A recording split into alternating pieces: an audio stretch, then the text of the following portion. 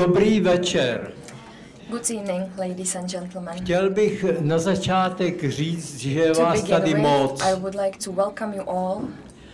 A já nechci probírat zabíjení jinak, než bych si přál, aby kdokoliv někoho zabije, anyone who kills somebody, tak ho taky snědl. Also eats him. Myslím, že by to přestalo všechny bavit. I think that nobody would enjoy it. Není možné, jak si se vážně věnovat problémům světa přes politiky. A zaujímat určitá politická stanoviska. Jak vidíte, to už BIS pracuje. Jak vidíte, situaci ve světě mají v rukou politici a mrtvol permanentně přibývá. Někdy si myslím, že ty politici, kteří jsou v tomhle čase voleni, vlastně jsou voleni proto, aby si lidé uvědomili, že to nejsou jejich zástupci, že to jsou plody reklamních kampaní. Takže tohle jsem chtěl říct na začátek. Já bych chtěl, aby jsme tu strašnou situaci brali s humorem. Já bych chtěl, já jsem za uplynulý 4 roky měl 3 rakoviny. Všechny mě zastavili. And it was very difficult. Teď se maluju se svými sourozencemi v rakvích.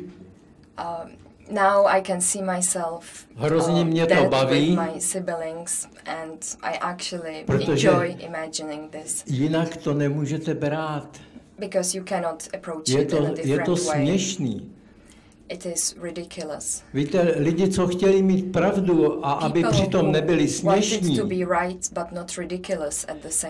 vlastně jsou příšerný strašidla. They are actually monsters. Protože nejde nic na světě dokonale pochopit. Because you cannot perfectly understand anything that's happening in the world. Je třeba jenom reagovat přiměřeně. Ještě řeknu jednu větu, jo? Nezlobím vás moc. And I will add one more sentence. I hope that I'm not bothering you too much. Dobře. Tak řeknu ještě jednu větu, ale já jsem ji asi zapomněl. One more sentence, but I actually forgot it. Já jsem ji skutečně zapomněl, já ji řeknu potom, jo? I will say takže it afterwards. Teďka bych chtěl, řekněte mě, jaké problémy ve svých filmech nebo ve svých novinářských zprávách vyprávíte a jaká podle vás mají řešení. And what is the solution according to you? To je blbá otázka. It's a stupid question, right? You want me to answer in one sentence, in 2 sentences, Měl bych in 10 sentences? V jedné větě, ve 2 větách, 10 větách. Because I can answer this question. It's a very wide and open question. Protože je to velmi široká a otevřená otázka.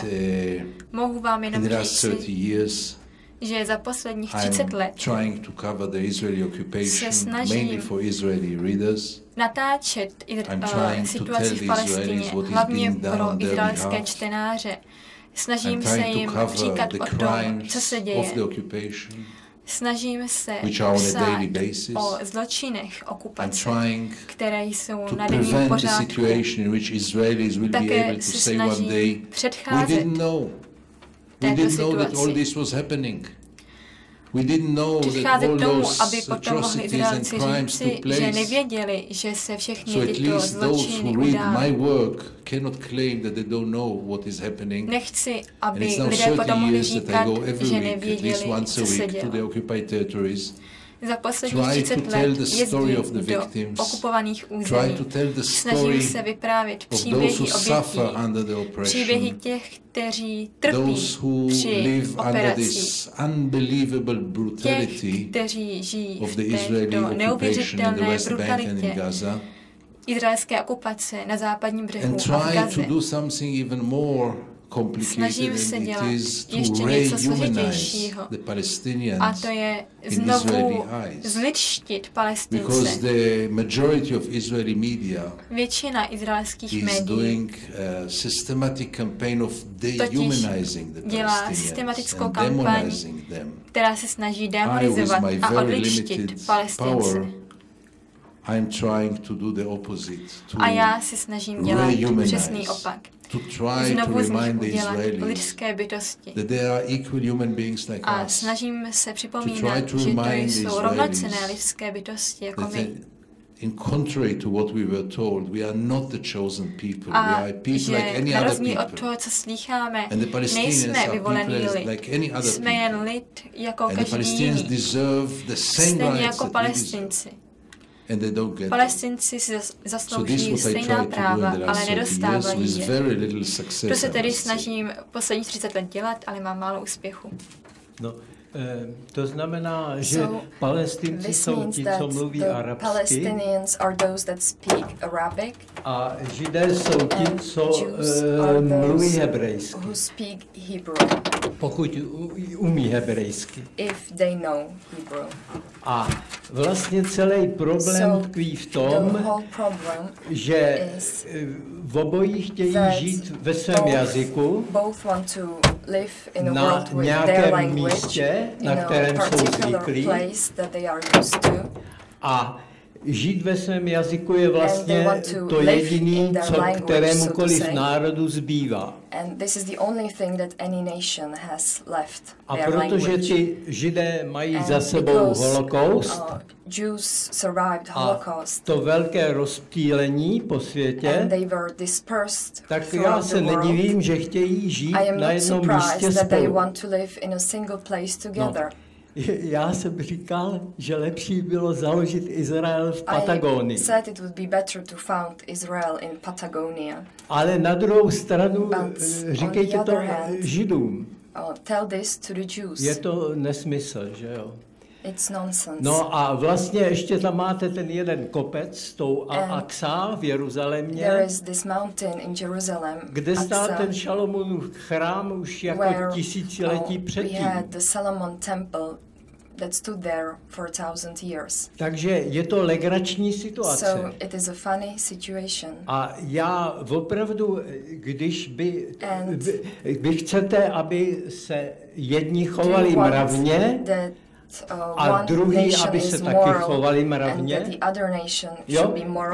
Můj způsob by byl, že bych naložil letadla a házel bych jim tam potraviny, automobily, stroje, zakládal bych jim tam továrny. Jo? Konec konců arabsky se mluví i v Saudské Arábii, je velice bohatá, tak proč jim opravdu nepostaví velké město? Myslíte, že by mě ty Izraelci rozbíjeli? Já si nejsem jistý, ale možná, že by to rozbíjeli. Jo? Ale teď se podívejte, že je mentalita, už vlastně ty národy mě rozčilujou. Protože tamhle řešíte Syřany, ale přitom tam máte 30-milionový kurdský národ, který nemá stát. Na místě, kde se teďka všichni mlátí. Jo? To znamená naprostá absurdnost. To znamená, že ta absurdnost, já jsem rád, že to říkáte, že jim ubližujou. Jo? Když nechtějí, aby se o tom vědělo. Ale ubližují si všichni navzájem. A my bychom měli hlavně, aby chtěla, aby ty novináři viděli, jak ty struktury jsou široký. Pro někoho je dobrý mít Izrael na Středním východě, protože je tam nafta. A dokonce je pro někoho dobrý, jak si najít nějaký chemický zbraně v nějaký zemi a rozbouchat tam a vytáhnout toho vůdce ze sklepa. Je to prostě hrozná groteska, co se děje ve velkých rozměrech. Takže se to netýká nakonec jenom toho, když už zůstaneme u toho a soustředíme se na politické řešení, teď mi jeden docela rozumný pán říká, ano, zrušte okupaci. Já jsem říkal, no dobře, jak zrušíme okupaci, tak zajedeme do Izraele a vystřílíme tam nějaký 1 milion Izraelců, protože oni budou okamžitě bojovat. Jo? Že jim chcete zrušit ten stát, co tam mají. To znamená, že to všecko nejsou vůbec žádný řešení pro mě. Jo? Možná, že pro někoho, jo, když má fabriku na zbraně, ale my doma fabriku na zbraně nemáme, takže pro nás to nejsou řešení. Takže nadávejte mi, ano. Yeah, so tell me your opinion. Don't be shy. Mi vynadat, jestli se vám to vůbec nelíbí. You really can be harsh. I would want to know your true opinion. You don't give me any other option but to be harsh. Nedáváte mi na výběr, ale musím být takový. I'm Israeli. Já jsem Izraelec. And I'm responsible as an Israeli to the Israeli occupation. Jako Izraelec jsem za izraelskou okupaci zodpovědný. Responsible and not accountable for what is happening in Syria, odpovědný za to, co se děje v Sýrii, v Saudské Arábii, nebo Kurdům, nebo v jakékoliv jiné zemi. Of an occupation project, of a colonization ale jsem součástí okupačního projektu, kolonizačního projektu v 21. století. Je součástí režimu, který je velmi brutální a krutý, který okupuje vojensky Gazu i západní břeh. A já chci, aby moje země byla morálnější. Já jsem zde jako zástupce své země, ne celé země. Já chci, aby moje země byla morální, ale není. Protože žádný okupant nemůže být morální. A já si myslím, že moje ruce nejsou čisté, protože jsem brutální okupant. Není to moje věc. Já chci žít v míru se svým svědomím. A svědomí okupanta nemůže být čisté. Sami to víte, žádný okupant nemůže žít v klidu se svým svědomím, nemůže najít žádné ospravedlnění. Žádnou pravdu nebo morální zázemí. My jako Izraelci tyranizujeme jiný lid už 50 let, možná už 100 let. Jsou to lidé, kteří si zaslouží svobodu jako jakýkoliv jiný lid. Češi, Židé i všichni ostatní. A neexistuje žádné ospravedlení pro to, aby nemohli žít v míru. Izrael nemá žádné odůvodnění, aby je nenechali žít v míru. Stejně jako žádný jiný národ na světě. V roce 1939 moji rodiče, kteří se tehdy neznali, odjeli z této země. Moje matka opustila Moravskou Ostravu, bylo jí 16, byla sama a dostala se do Palestiny v rámci projektu, který zachraňoval děti. Můj otec pocházel ze Žatce a pak tady v Praze studoval v němčině. Opustil svou rodinu a už ji nikdy neviděl. Odjel na nelegální malé loďce, kde bylo 600 uprchlíků a přijel do Palestiny. Pak ho poslali do Bejrutu v Libanonu, do detenčního centra. A nakonec se dostal do Izraele, tehdy Palestiny. Necítil se jako kolonialista. Jen věděl, že musí odjet, aby si zachránil život. Už nikdy nespatřil své rodiče, nikdy už neviděl Prahu. Nikdy His už se career was nevrátil. totally destroyed. He had a PhD in Jeho law kariéra from the byla Prague úplně University, zničena. and he Měl ended up in selling titul cakes zpráva z in Tel Pražské Aviv in univerzity. Israel. And his life was A really potom destroyed, žil and v he Tel was a Avivu, refugee for the rest of Izraeli. his life, even though A he had musel family and poté žít we had a jako state, a uprchlík. free state, but he never Měl really recovered svobodný stát, from ale his nikdy destiny. se úplně neprobral What z other této people křivdy. did to us, Co I nám don't want udělali my people to do ostatní, to other people.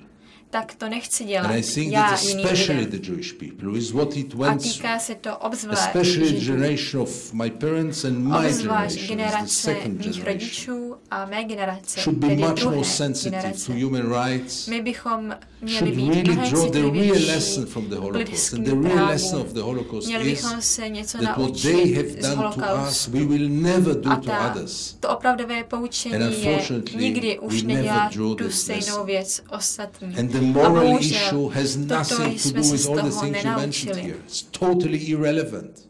A What does it has to do with ta Saudi Arabia? morální lekce What je has Saudi úplně Arabia to do irrelevantní. with it? There is a Palestinian people living Je in own palestinský land, lid, který žije and Israel ve is vlastní oppressing them. zemi Period. a All the rest is Izraelci je irrelevant. utlačejí. To je všechno. Všechno ostatní je irrelevantní. Tak já bych řekl, že máte So, úplně pravdu. I think you are Já jenom right, myslím na to, but jak ty Angličané se zoufale snažili I vám thought zabránit, of abyste the si ten stát English who udělali. tried to prevent you from establishing your To znamená, So, oni předtím okupovali celý střední before that, východ, they occupied the whole takže si vzali Middle poučení, East. no a and nechtěli vás tam They pustit. learned their lesson and they didn't A want my to. Češi, co jsme let měli you there. právě po válce s And Němci, we, the Czechs, jsme vám posílili letadla, we sent nebo cvičili aeroplanes to piloty. you and we trained your pilots. Rozumíte? So, Já jenom chci upozornit, že I ten just wanted svět to je say tak that the world komplikovaně is so prostavený complicated a tou psychickou chorobou and jsme we have a kind of a prostoupeni úplně psychological všichni. disease. Everyone has it. Vždyť ty Rusové, když k nám přijeli When the Russians a came zničili here and to jediné, destroyed co v naší poslední historii stálo the za něco, only thing that to was je worth ten demokratický socialismus, that's democratic tak socialism. já jsem běhal s kamerou po městě I was a running běhal through jsem the city několik with a camera. měsíců, až už zase I ta did this vis. for several months. No. A jak se to dá Okay, rožnout? it's dark. Could you A, please turn it a on? byl jsem rád, že už se And I přestalo was happy, střílet, protože se mi nechtělo, that the aby někdo shooting stopped, postřelil. because A I didn't říkal want jsem si, to ať už je get pokoj. injured, and A I nikdy wanted mě peace. nevadilo, že se podepsal Pendrekový zákon, protože to byl způsob, jak to stlumit. Protože jsem točil ty lidi zabitý na ulici. I filmed the people who were killed on the To nebylo streets, zábavný, to and já it musím really říct. it was no fun. A to znamená, že to sklidnění je vždycky nejdůležitější a pak Most musíte začít important thing is to přemýšlet calm down the situation. a musíte And then you čekat have na ty to Rusy start 20 let, než se jim tam objeví ten Gorbačov and you have to wait a to another Rusko jim 20 years zruší before a Gorbačov umožní, appears and aby se v Čechách začalo dělat and něco jiného. enables us to do something else. A in bohužel the Czech oni to Republic. potom 89. zase všechno zkazejí. After Rozumíte? A 1989, udělají běh za majetky. Everybody just wanted money že and takový property. mafián Mrázek zastřelil nechal zabít asi 23 soudců a státních zástupců tady v Čechách. Rozumíte, aby mu zůstával ten majetek, až ho dostali ti jiní, na který něco věděl, až ho dali zabít. No, ty světy jsou zábavný. A já totiž si myslím, že máte úplně pravdu, že se nemá okupovat. Ale svět je jako jedno velké okupační místo.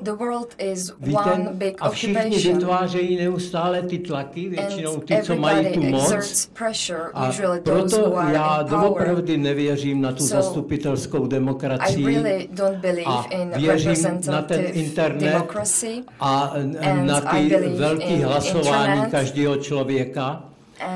A věřte mi, že by to vůbec nedělali. Já si myslím, že většina Židů nemá chuť zabít nějakého Palestince.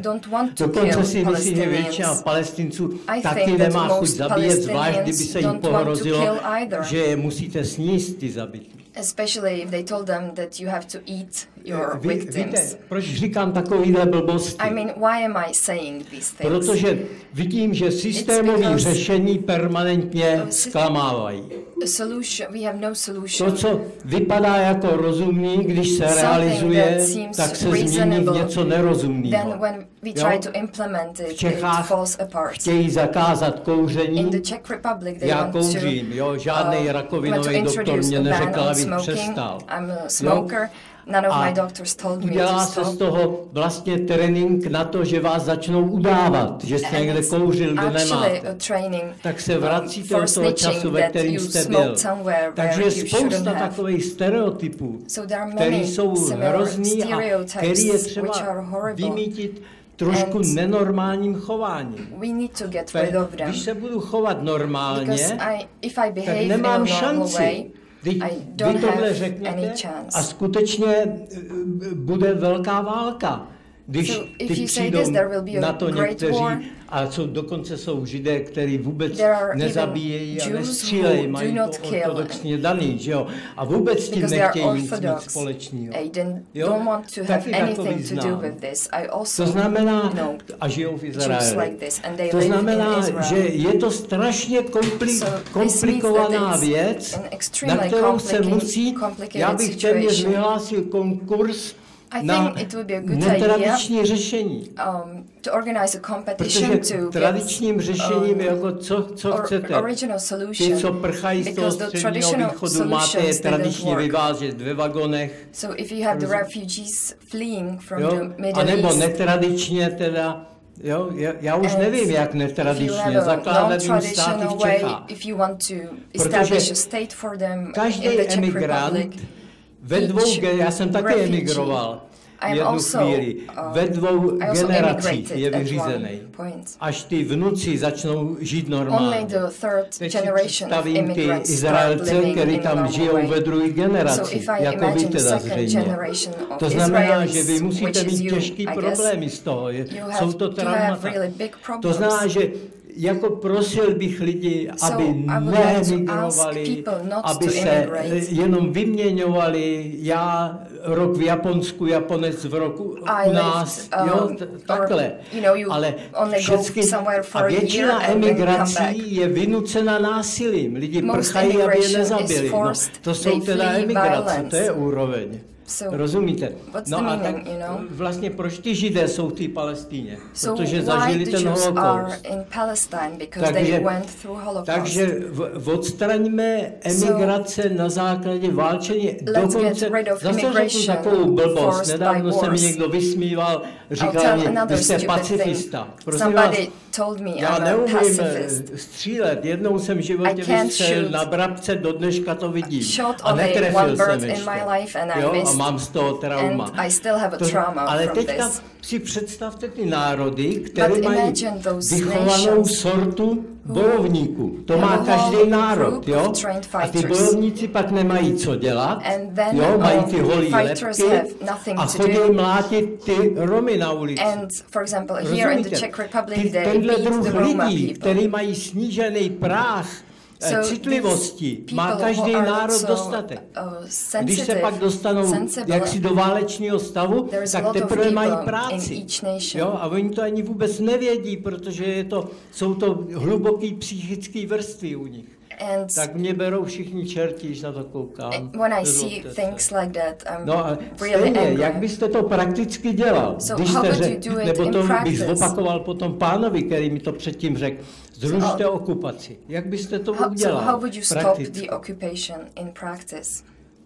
How would you do it? When people say that the situation is Když lidé říkají, že je situace komplikovaná, tak se tím většinou snaží jenom odložit jakékoliv řešení. A já si myslím, že řešení vůbec není složité. Myslím, že je to velmi černobílé. There is an occupier and there is the one who is occupied. Máme okupanta a okupovaného. There is the weak one. Máme slabého a silného. And there is the one who is being oppressed. Jeden utlačuje a jeden je utlačovaný. Je to černá a bílá. Black and white, not complex, not complicated, but very, very simple. Ale velmi jednoduché. Morality here and justice here are very, very clear. And any man with conscience, any man and woman, any human being who is conscious, who would come over to the occupied territories, I can assure you within few hours will come to the very same conclusion. This is deep injustice. This is criminal. This is unacceptable. This shouldn't continue. Nothing complicated about it. Very, very simple. Black and white. And the way to say that this is very complicated in order to do nothing to change it is not my way. My way is first of all to try to make people aware to the fact that things are very, very clear. No doubt that Israel is the occupier. No doubt that the Israel occupation is illegal by international law. No doubt that Israel is violating resolutions of the international community. No doubt that the occupation is doing crimes on a daily basis. When we sit here now, there are crimes being committed there. When we sit here now, Israeli soldiers are penetrating to homes of private people in Palestine, waking up the whole family in a brutal way, bombing the door, entering to the house, and kidnapping one of their sons and going away, and then he will be arrested with reason or without reason for months, many times without being brought to court, without trial, what we call administrative detention. This is very clearly immoral and illegal, not complicated, not complex, nothing, but very clear to any man of conscience. And I must tell you, with all the respect, that I expected, I was brought up in our home, always the Czech people was almost a model. Moji čeští rodiče byli téměř modelem lidí, kteří bojovali za svobodu. Měli svědomí. A já bych očekával že budou mít mnohem větší solidaritu s Palestinci. Protože Češi také prošli okupací ve svých dějinách a vědí, co to znamená bojovat za svobodu. Takže v roce 68, když ruské tanky přijeli do Prahy, complicated. It was very clear. It was a Soviet brutal invasion into Czechoslovakia. Nothing was complicated there. Everyone knew exactly who are the right ones and who are the wrong ones. What is black and what is white. Who is the freedom fighter and who is the occupier. Nobody says it's complicated.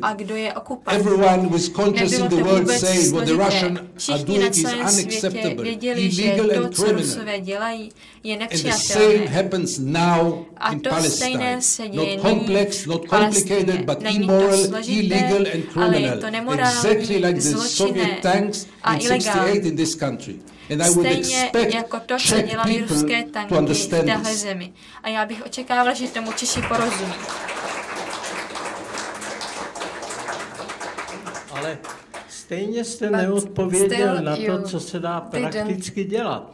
Podívejte se, když jste navázal na ty Rusy, no oni přijeli, já jsem natočil dva ty, co se spálili a co potom umřeli na protest. Musím říct, že to se mi nechtělo udělat po nich a bylo by mě líto jich. Nic jiného dělat nešlo a tak mě řeknete, jak zařídíte, abych se prohlásil za bandu zločinců, za okupanty a aby se teda zrušili. Chápete? Jedině u čeho teda vlastně jste, vy řeknete někde není pravda, na druhé straně není pravda a teď si oni bojujte. Já nechci vidět ty mrtvoly. To znamená, že jako oceňuju to, že mluvíte o tom, že tam není všechno v pořádku. Jo? Dokonce jak strašně tam není něco v pořádku. Ale neznám prostě praktické řešení. Praktické řešení znamenají, jako vlastně v tom duchu, jakým vy mluvíte, že někdo si řekne, ano, mám morální nárok, a dám se do toho, budu teda zabíjet víc, než jsem zabíjel, a tam ti řeknou, já nemám morální nárok, nechám se zabít. Jo? Nebo nechám se vyhnat. Jo? Na obou stranách. To znamená, jako já bych chtěl, aby byly praktické řešení. Praktické řešení je, že píšete o tom, všetečková zase. Tak praktické řešení, že píšete o tom, co se tam děje. Ale dál to vlastně k žádný praxi nepřichází. Rozumíte? Vy vlastně musíte vyvolat, jestli v tom systému se najdou lidi, kteří jsou ochotní myslet mimo ty systémy. Jo? A ty můžou převést udělat ten převrat. Jo? Golda Meir, když vy tam citujete v tom filmu, tam říká, že teď už máme právo na všechno po holokaustu. A musím říct, že ten holokaust byl tak vydatný, že měli právo na všechno. Jo, kdyby si to chtěli udělat v Čechách, tak bych řekl, udělejte si to. To je prostě na druhé straně, kdyby to chtěli udělat chytře, udělají to v té Patagonii. Já nevím, co se dá dělat. Já bych chtěl vědět, co se dá opravdu dělat. A my naplňujeme prostor pořád nějakýma prohlášeníma, že vlády jsou vadný. Já nechápu, jak lidi můžou...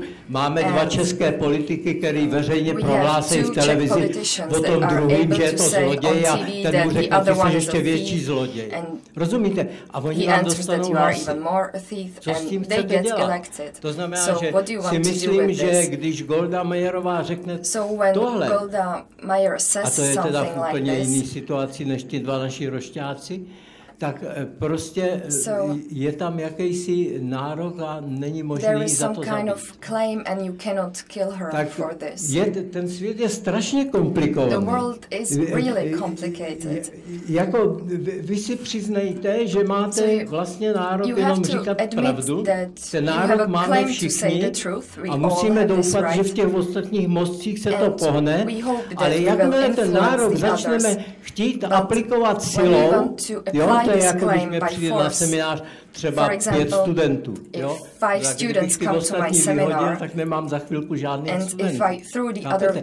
To já aplikovat to silou neto, ale oni musí přiznat, že přece jenom, jak se mám jistou inteligenci a přijdou mě poslouchat. Rozumíte?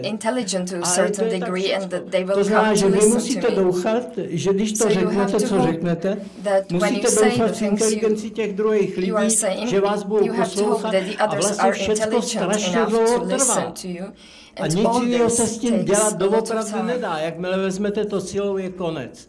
Prostě. A silové řešení máme teďka všude. Teď máme tak rozvrtaný ten střední východ a všichni bojují za svobodu. To je docela neuvěřitelné. Nebo za svobodu svého šéfa. To znamená, že já bych mnohem intenzivněji, než to, co říkáte vy, to slovo okupace, já bych jako říkal zákaz zbraní.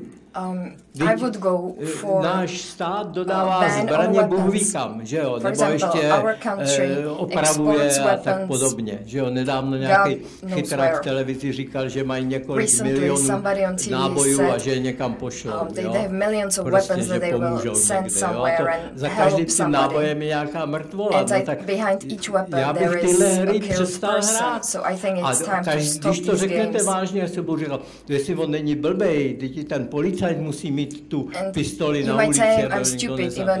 No a tímhle systémem prostě my pořád prodlužujeme ty zabíjačky ve světovém měřítku this violence all a over teď the už world. dokonce to můžeme dělat i mechanicky, takže nebudeme potřeba ani ty vojáky. Odstartujeme ty drony a nahážeme to na sebe. And we will throw it on each other. Nezlobte se. And I'm sorry. Já bych chtěl, aby to, vy to řeknete a ono se to stalo.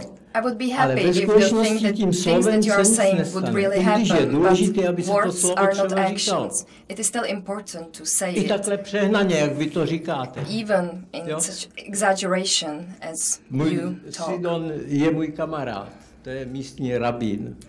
The local rabbi is my friend, and he was also in Israel, and it is really complicated. A neříkal mě, byl rád, že tam byl, jo, a teď přijeli nějaký studenti z Izraela, trošku taky nadávali jako vy, jo, a to jsou Izraelci. A nebyli blbí, neviděli, že by tam se nic nedělo. Ale je to strašně komplikované. No jo. Nejeli vsát ke komunistům snad už. Já doufám, že se zasmějete, že to ještě funguje. I hope that you would laugh, but... Tak.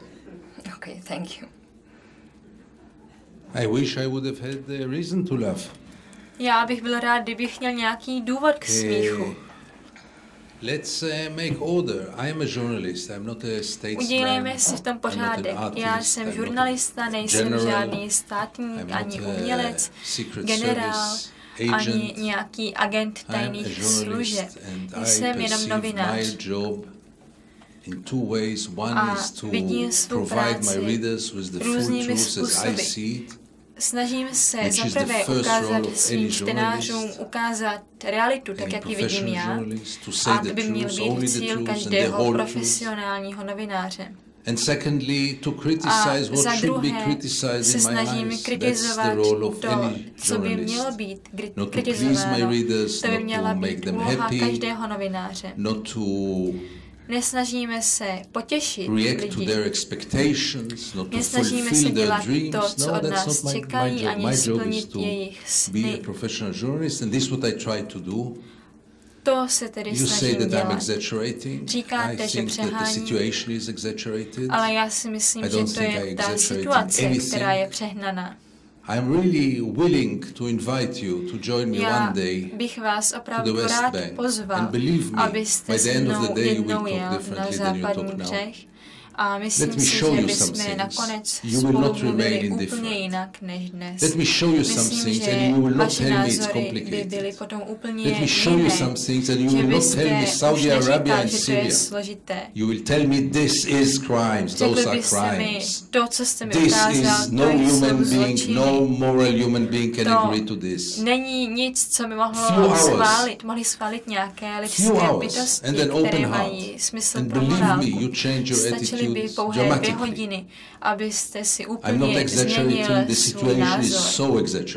Já to nepřeháním. Ta situace je tak přehnaná, tak radikální.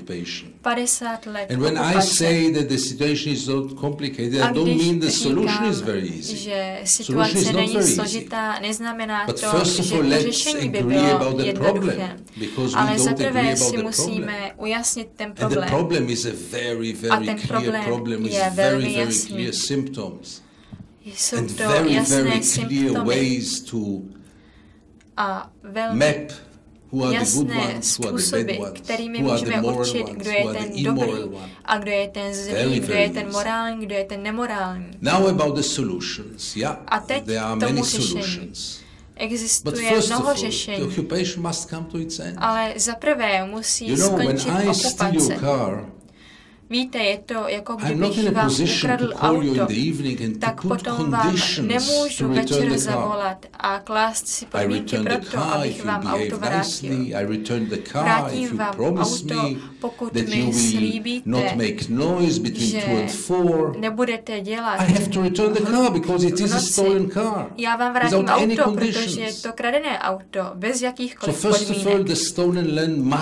Takže zaprvé se musí ukradená země vrátit k svému majiteli. A to jsou Palestinci. A mluví zde o hranicích z roku 67. that it is A impossible teď mi because there are řeknete, že to 800,000 není Jewish možné, settlers there. protože tam je 800 000 The židovských international community osadníků. never agreed to this.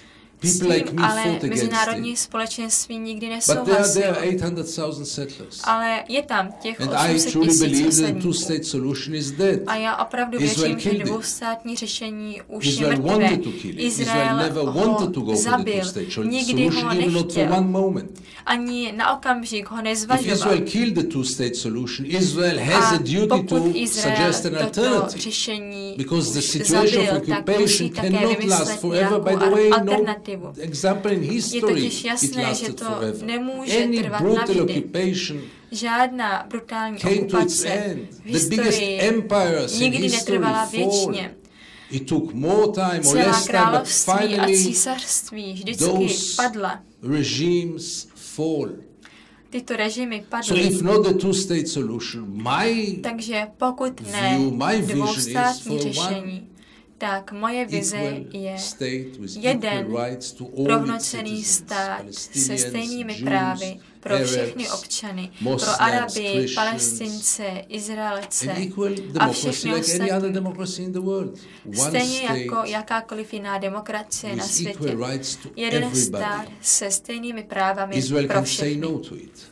Izrael to But if nemůže Israel says odmítnout. no to the Ale two-state pokud solution as to it did Izrael until this day, odmítne, and if Israel says no to the one state, the one equal democracy, pokud odmítne then tuto Israel declares itself spravedlnou as an apartheid demokracii, state. Because if you say tak no to equal tím rights, uzná, if you say one people has to, co more dělá. rights than the other people, Pokud this looks like uznáte, že apartheid, jeden behaves lid like má více apartheid, práv and is než jiný, tak apartheid. to vypadá jako if it apartheid, is chová se to apartheid, tak a je to it's about the apartheid. world A to pokud to je be apartheid, asked, do you agree to another apartheid state in the tak se pak 21st musíme century? zeptat světa, jestli You didn't agree souhlasí to s South dalším Africa, did you? apartheidem v You put 21. sanctions on století. South Africa. You fought Na against Jižní the Afriku apartheid jste system in uvalili South sankce. Africa. Will you accept a new apartheid state in the Middle Přijmete East? nový Then apartheidový it will be stát na Blízkém really for východě the world to decide. a o Do tom we by accept měl this rozhodnout reality? svět. In which one Pokud state tohle přijme, declares pokud officially přijme tento that stát, there are two ve kterém peoples. One people has někdo all the tvrdí, rights and že the other jsou people dva has no lidy, rights whatsoever. jeden národ má všechna práva a I druhý tend to nemá believe that žádná. in the 21st century Já věřím, such a že state v will not be 21. acceptable by the století world. tento stát this should be není challenged. přijatelný pro The svět. discourse must be from Mělo now by to on být equal změněno. rights. Give Měli equal bychom rights. nyní That's all. Nothing more, nothing less. mluvit o rovných právech. And let's see what Israel will answer. A uvidíme, co na to řekne Izrael. Já jsem za celou dobu neřekl, že neříkáte pravdu, jo? To znamená, že to neřekl jsem, že to není pravda. Never said that you were lying. A jako je to pravda, And you are right. It is the truth, of course. Neřekl jsem ale, že I never said když začnete uvádět věci do správných poloh, vy třeba to limitujete nějakým rokem, jo? Izraelci to takhle nedělají, oni tam byli, jak bych řekl, oni byli tím lidem knihy už dřív, než byl ten islám. A já jenom se koukám s hrůzou, když vidím těch 10 milionů Izraelců a kolem nich té 1,5 miliardy těch lidé, co se modlí arabsky. Jo? To znamená, šanci na to, aby tam přežili, nemají téměř žádnou. 1,5 miliardy, 10 milionů. Tak si to hrajte. To znamená, že mě je jich líto. Jo? My ten proces, když řeknete, že ten Izrael se chová nebo jako Jihoafrická republika, a já si pořád myslím, že to takhle není, tak vlastně ten proces chcete odstartovat. Když se odstartuje, oni na to mají nějaký výpočty, co se týče počtu obyvatel, tak opravdu za chvilku neexistuje. Protože jenom ta dynamika toho růstu té populace je u těch Palestinců jiná. To znamená, jako ty Izraelci by se museli naučit si říct, že to nechtějí. No a teďka já jsem u takový klíčový věci, kterou si řeším v poslední době většinu těch hrůz, co vidím. Existuje něco, co se dá s Leibnicem říct jako monáda, nebo s křesťanem jako Bůh, je to jedno. Prostě mystici vědějí a mají zkušenost, že Bůh existuje. Mystics say that the God exists. Ne ty šmejdi. I mean the real. Co to prodávají v těch knihkupectvích. A teď k tomu patří sféra, kterou se zabývá magie. A magie je z Boha asi tolik, kolik je člověk z Boha. To znamená, je to stejně hrůzný svět, jak je ten lidský. A teď si představte, že existují uvažování, taková ta církevní uvažování, že vaše interpretace, vaše magická interpretace Boha je vlastně ta správná a ty ostatní dělají chybu. Já miluju Omara Chayáma, ale nemám rád to, přijeli z Meky do Mediny, všechny vyvraždili a bylo to vyřízené. To znamená, je to velmi složitý svět. Zkuste si zabývat tímhle světem a musíte odmítnout svět náboženství, když si máte zachovat zdravý rozum. Jak se mu oddáte, tak jste okamžitě ve válce. To je jedna věc. A druhá věc je, že určitě, kdyby ti lidé byli schopni se vyhlásit za stát nespravedlnosti a udělali ten stát všech občanů a zvládli to, tak bych jim to jenom přál. Já si myslím, že je to asi nezvladatelný pro ty Židy. No a je to budoucnost pro ty Palestince, tak to nejspíš proběhne. That's the future for the Palestinians. That's probably what's going to happen. It's crazy. I'm very sorry for them. I like them. No, protože jsem měl kdysi radost, když věli, když ten násil říká, že je spláchne do moře, tak jsem měl radost, když přejeli k egyptským hranicím. Říkal jsem zaplať Pánu. Ale na druhou stranu, chápete, kdyby odjeli v ten moment jinam, udělali by líp, takový jsou lidský chování, protože to nemohlo nějak jinak skončit. No jo, ale prožijete jeden život a vidíte, že to je slepá ulička. Jo? Já jsem měl kolikrát v životě dojem, že už je to dobrý. Když odtáhli Němci, už se mi zdálo, že je to dobrý. Jo? Když odtáhli Rusové, už se mi zdálo, že to je dobrý. Jo? Ale já vždycky novej průšvih přijde, tak říkám vždycky studentům, hledejte, jaké svinstvo se k nám právě blíží. Ale aspoň trošku předvídat něco pro to udělat, protože to je permanentně. A tady vlastně debatujeme o situaci, která nemá řešení, než, jak bych to řekl, s opravdu silnými následky. A smrtícími následky pro tamty nebo pro tamty. Serious consequences. People will be killed either way. Jsme ten život nebrali tak vážně. So I would advise you not to take life so seriously. Jinak prostě se budeme chovat rozumně a budeme teda zabíjet s plnou silou. Protože rozumné řešení jsou opravdu jenom likvidační. No. So. Ale jako opravdu si nemyslím, že jste říkal nějaký nepravdy. Don't think that you were lying. Rozumíte mě? Já to jako přijímám, ale koukám jako co bude. But I want to know what will happen. Je to všecko tak komplikované. Když jsem kdysi pracoval ve spalovně, abych nedělal filmy a nepodporoval komunisty, tak si mě říkal, no jo, ale to teplo z té spalovny jde na UVKSČ a ty the things that I produce in the factory then go to the communists anyway. So try to get out of the system. Nepropustný. Systems are impenetrable. No. Pojďte ještě to nějak skončit vy. So please respond to my speech. Já se snažím to jenom rozpustit. Víte, jako tu hruzu, co na mě padá, kdybych se měl chovat rozumně. Calm down all these pak bych si zvolil, jestli se nemám přidat tam k té straně, nebo tam k té straně.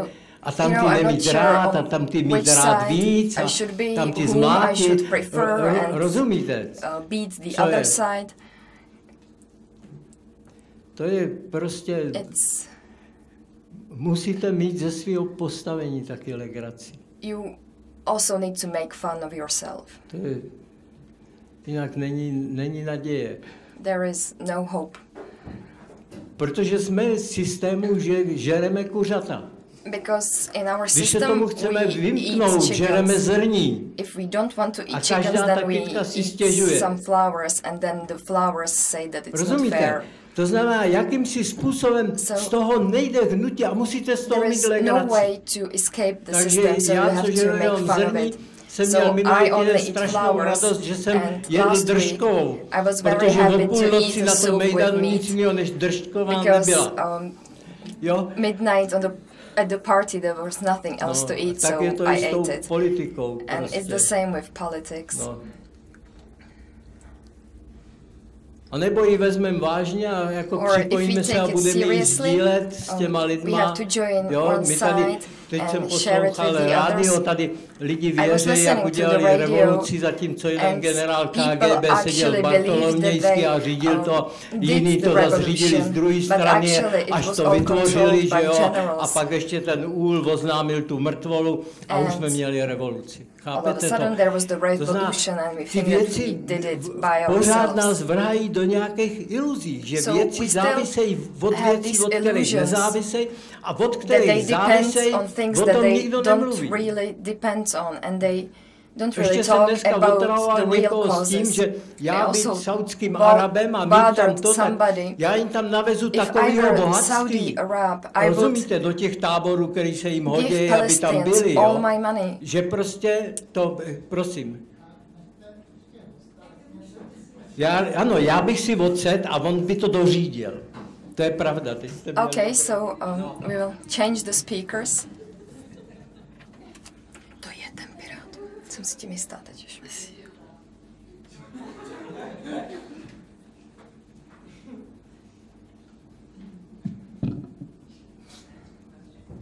Sure, but I'm not running this show here, so. Ano, ale já to tu neřídím, takže. So go ahead.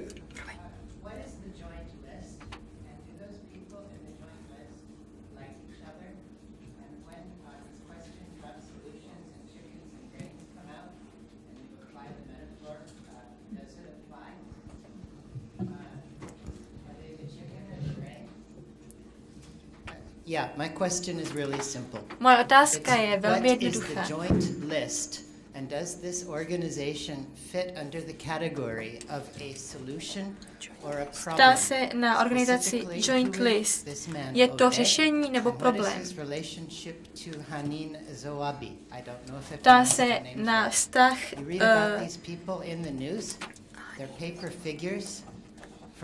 s panem Zalaby. Je velmi těžké pochopit, kdo dělá komu co. Děkuji. Rád bych jenom vysvětlil, co to je Joint List. In sovereign Israel, without the occupation, there are 20% who are Israeli Palestinians. V Izraeli je 20% Izraelců, izraelských Palestinců, kteří mají formálně lidská práva.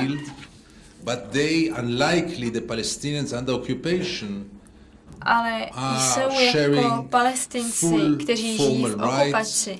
They participate in the elections to the parliament, they have representation. Ti, kteří nežijí v okupaci, jsou reprezentováni v parlamentu, formálně jsou rovnoprávní občané. Without the occupied territories. They used to have few Arab lists, Palestinian lists running to the Israeli parliament. A ti měli But in the before the last pár elections, Palestinců, kteří byli v izraelském parlamentu. Ale přednedávnem se izraelská pravicová strana rozhodla, že do parlamentu budou zvoleni jenom někteří. This level, because if you get less, I don't remember the figure, but if you get less existuje určitá hranice, pokud dostanete méně než 2-3%, tak se do parlamentu vůbec nedostanete. So all the three major Israeli Palestinian parties got together. Izraelské palestinské strany se nedostaly do parlamentu.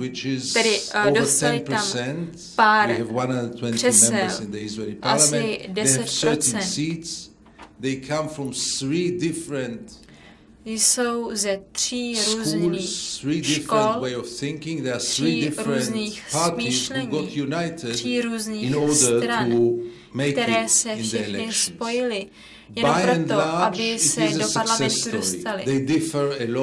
Nakonec tedy uspěli, hodně se liší, nemají se navzájem úplně rádi, mají velmi charismatického lídra, který je velmi umírněným izraelským palestinským vůdcem, mluví o spravedlnosti a o míru. Potom jsou členové, kteří jsou více extrémní. Ale nakonec nevidím žádný problém v tomhle. Vidí v tom spíše řešení. A měl by to spíš být takový model pro jednostátní řešení, pro stát Palestinců a Izraelců dohromady. Já jsem pro ně volil, já je podporuji a budu pro ně volit i nadále. Věřím, že to je jediná strana, která opravdu bojuje za spravedlnost. Nějaké další otázky? Rád bych se zeptal, hodně jste mluvil o morálních otázkách. A já si myslím, že to je v pořádku, ale potřebujeme nějaké řešení. Chtěl bych se zeptat na nějaké praktické řešení. Myslím si, že kdyby Izraelci a Palestinci žili pospolu, fungovalo by to. Protože když se podíváte například na Spojené království nebo na Československo, tak tam obyvatelé byli vlastně přátelé. Still tensions, and in Czechoslovakia, Czech people and Slovak people, they split because of some marginal issues, in the Israeli case, there are people that are enemies. It's not like they are friends, but they are enemies. There are crimes on both sides. Actually, there, and I just can't think it can work. And the second reason I can't think it can work, the one-state solution especially, is because of economical reasons. Také nemůže fungovat kvůli ekonomickým důvodům. Really economically Jedna strana je totiž opravdu hospodářsky rozvinutá. A druhá strana je mnohem méně rozvinutá. Jak to tedy vysvětlíte, že Izraelci jen tak dají své peníze jejich největším nepřátelům? Exactly the same arguments, but exactly the same to je arguments přesně stejný argument, used by the white people in South Africa, který používali Běloši v Jižní Africe během apartheidu. How can you expect that we will work together? We are developed, they are underdeveloped. How can you expect we will share it? My jsme rozvinutí a oni ne. Jak to můžeme sdílet? Oni jsou naši nepřátelé. Měli úplně stejné argumenty. And I can tell you that South Africa is a success story. Můžu vám říci, že dneska je Jižní Afrika velmi úspěšná. A lot of problems. I've been there a few times. Jižní Afrika má mnoho problémů. Mají tam korupci, zločiny, chudobu, mnoho problémů. Ale stále to je ještě spravedlivější místo dnes než před 25 lety. Nikdo nemůže popřít, že Jižní Afrika je dnes mnohem spravedlivější než před 25 lety. Protože tehdy Běloši mluvili přesně jako vy. Říkali, že černoši by povraždili bílou menšinu. Říkali, že nemůžou sdílet bohatství s černochy. Mají mnoho problémů, ale funguje to. A zpátky k Palestině a Izraeli. Don't tell me I know how complicated. The question is what is the alternative? Že nevím, jak je to složité. And there are two alternatives. Máme ale dvě možnosti. Buď to budeme pokračovat v okupaci navždy. A to nikdy nemůžu přijmout. A tečka. Pokud vy to přijmete navždy, tak dobře. Lišíme se. To je jedna možnost. A druhou možností je jednostátní, dvoustátní řešení. To je velmi dobré řešení. Ale Izrael udělal všechno, co bylo v jeho silách, aby to sabotoval. Už tam je 800 000 osadníků a je velmi těžké prosadit dvoustátní řešení. Já si myslím, že to už není jenom těžké, ale že to je nemožné. Pokud se někdo přijde a vysvětlí mi, že dvoustátní řešení je ještě možné, tak budu velmi rád a podpořil bych cokoliv, jakoukoliv kampaň, která by pomohla ke dvoustátnímu řešení. Izrael ale udělal všechno, co mohl, aby tomuhle řešení zabránil. Pokud tedy Izrael nebude pokračovat v okupaci, protože to je nemožné, pokud nemáme možnost dvoustátního řešení, tak nás zbývá poslední, velmi složité řešení, a to je jedna demokracie. To už je jediné poslední řešení. A musíme na tom začít pracovat. Musíme začít mluvit o rovných právech, o spravedlnosti a rovnosti. Stejně jako to bylo v Jižní Africe. A stejně jako tam je pro mě Jižní Afrika velmi dobrým příkladem.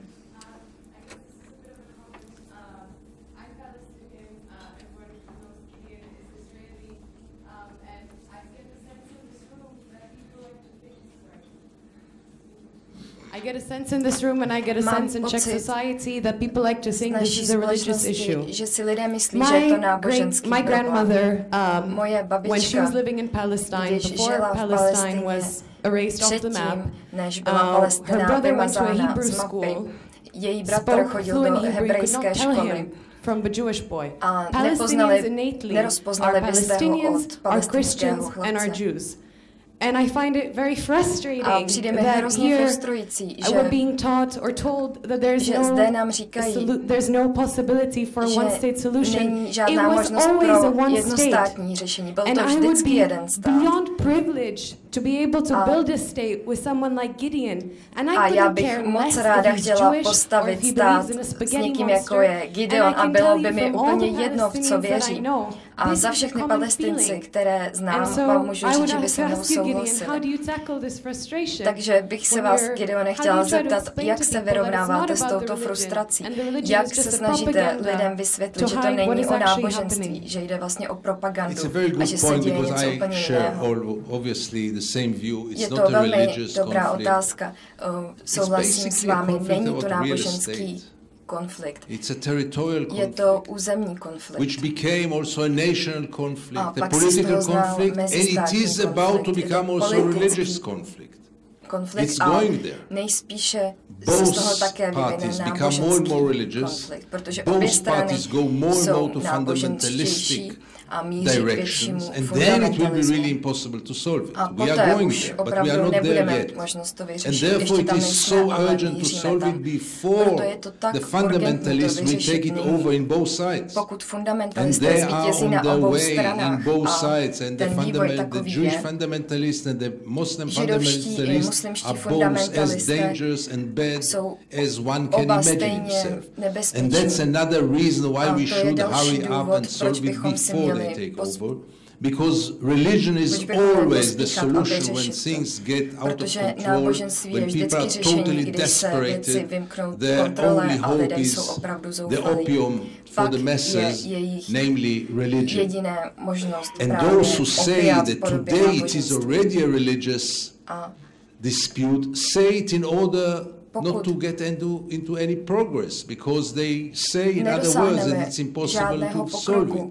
And it is possible to solve it. Tvrdí, že to nejde vyřešit, ale já si myslím, že to jde vyřešit. Jednoho dne, pokud budeme mít štěstí, a až se podíváme zpět do historie a zeptáme se, o čem to vlastně celé bylo, proč jsme strávili tolik času a prolili tolik krve.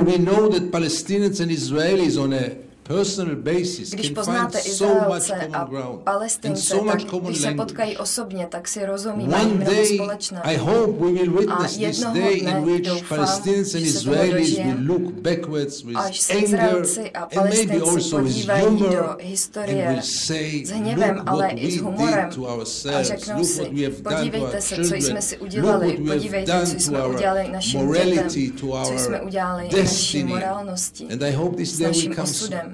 A já doufám, že tento den někdy přijde.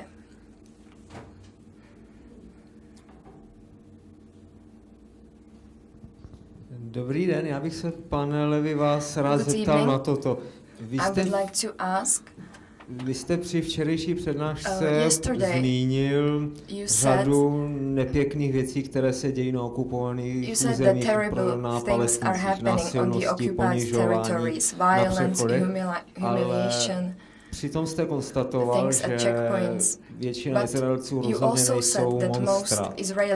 A mě by zajímalo váš názor na to, co dovoluje, že izraelská společnost jako celek tyto jevy nějak výrazně neodsuzuje a nevystupuje proti nim. A to je mediální obraz palestinského státu a vůbec Palestinců, který je vytvářen pro izraelskou společnost. Jedná se mi o to, zda stále nepřevládá pohled, že Palestinci nejsou krajané, ale vlastně prodloužená ruka cizích arabských států, kteří jsou kolektivně vnímáni jako nepřítel státu Izrael, někdo, kdo je chce, ač v reálu to zřejmě není pravda, ten stát zničit.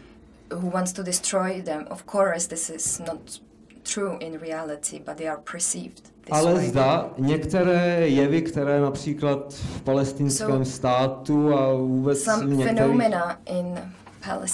v palestinském státu a v palestinské společnosti jsou, tento obraz nadále nevytvářejí obnovovat.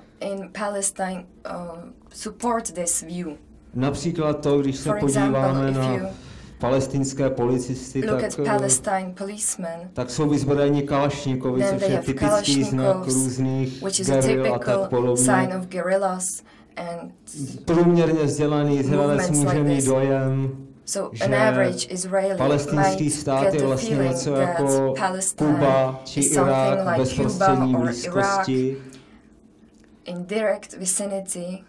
K jehož vytvoření byl vlastně mezinárodním společenstvím Izrael přinucen v uvozovkách.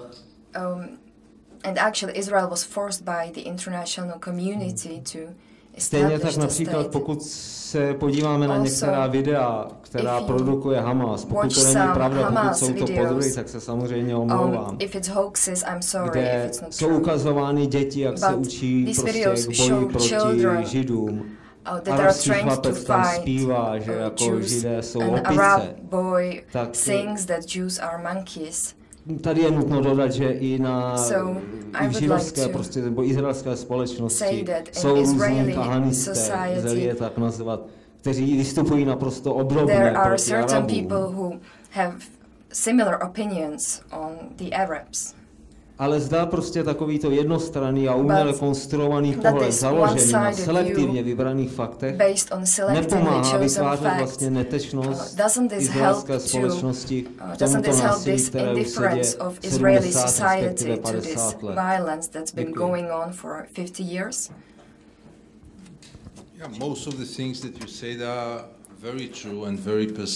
To, co říkáte, tak je velmi pravdivé. Izraelská společnost totiž žije ve lži, žije ve slepotě, v morální slepotě. Má vymytý mozek.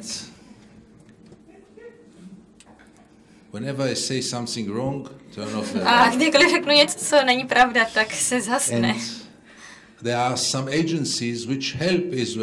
Existují nějaké organizace, které pomáhají Izraeli. Kdyby Izrael věděl více o tom, co se děje, ale myslím si, že Izraelci nejsou monstra, takže kdyby věděli to, co se děje jenom půl hodiny od jejich domovů, kdyby to viděli, kdyby věděli plnou pravdu o okupaci, kdyby izraelský školský systém říkal izraelským dětem historii Izraele, kdyby jim řekl celý příběh od roku 1948 i předtím, myslím, že mnohem více Izraelců by sdílelo můj názor. Já jsem byl typický Izraelec, který byl výsledkem propagandy. Myslel jsem si, že jsme obětí, jedinou obětí, že musíme dělat to, co děláme. Že my jsme Davidem, oni jsou Goliášem a že Arabové chtějí jenom jediné, a to vytlačit nás do oceánu. Až potom, co jsem začal jezdit do okupovaných území, jsem si postupně uvědomil, jak vymytý mozek jsem měl, jak jsem vůbec neznal pravdu, jak mi tolik let říkali lži. A proto se nyní snažím bojovat proti těmto lžím a propagandě. Průměrný Izraelec nikdy nepotkal Palestince. Palestinci jsou v televizi, jsou to teroristi, jsou to ti, co mávají nožem. Jsou to 16letí Palestinci. Jeden takový šel s nožem k checkpointu a ani se neptal proč, jenom byl tak vychovaný. Nikdy se neptal, jakou mám jinou možnost. Jakou perspektivu měl na důstojný život. Jakou perspektivu měl do budoucna.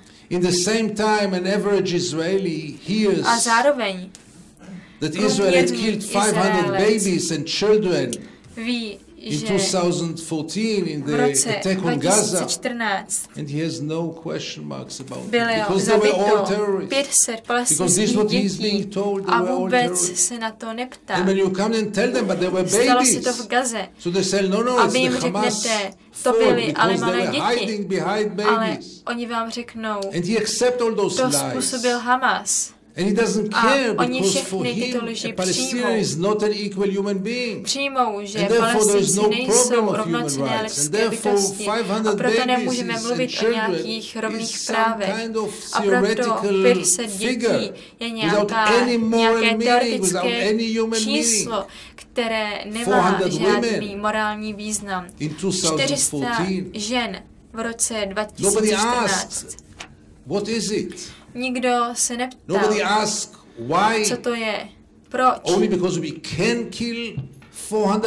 Jenom proto, že můžeme zabít tolik žen a dětí, tak to uděláme. Izraelcům říkají, že to jsou všichni teroristi a že Izraelci bojují proti teroristům.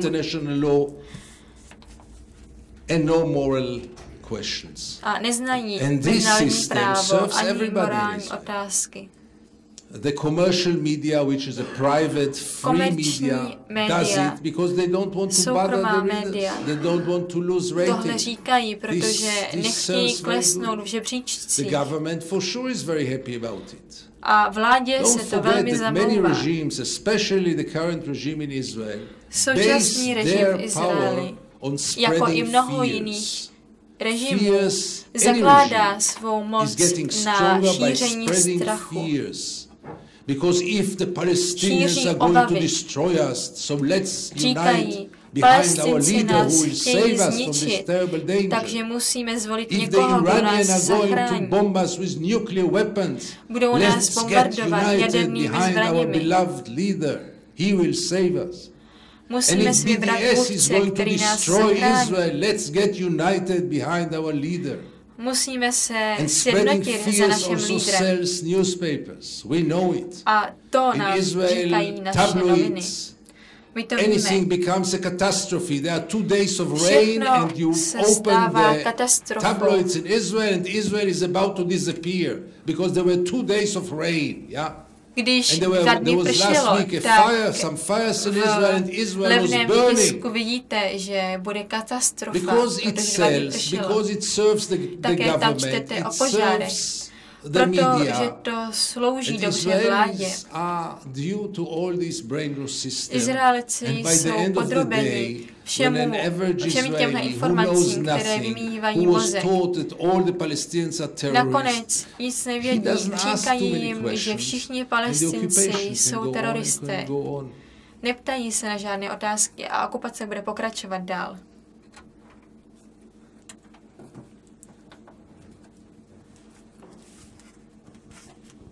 Dobrý večer, Zdeněk Hlička.